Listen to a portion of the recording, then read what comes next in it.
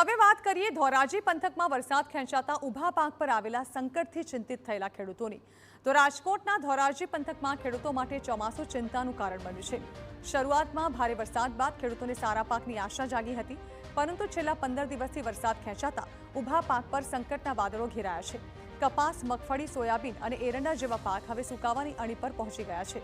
જો આગામી થોડા દિવસોમાં સારો વરસાદ નહીં પડે તો લાખો રૂપિયાનું નુકસાન વેઠવાનો વારો આવશે।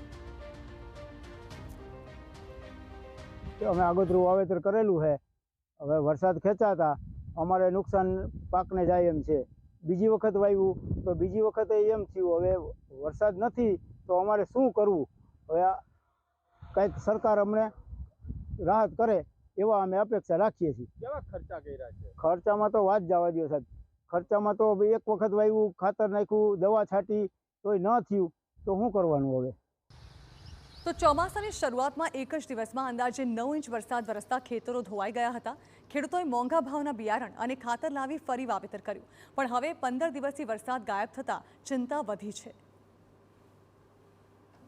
કપાસ છે, મગફળી છે, સોયાબીન છે, તમામ પાકમાં હાલ શું સ્થિતિ છે? હાલમાં જો 2-4 દીમાં વરસાદ થાય તો ભલે, નકર મોલ મનશે હાયરું તૂટવા।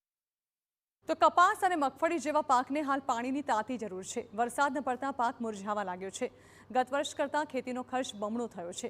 મોંઘા ખાતર બિયારણ વચ્ચે પાક બચાવવા ખેડૂતો આકાશ તરફ મીટ માંડીને બેઠા છે અને સરકાર પાસે સહાયની માંગ કરી રહ્યા છે। સ્થિતિમાં છે, જો 4-5 દિવસમાં વરસાદ નહીં થાય તો ખેડૂતને બહુ મોટું નુકસાન થાય।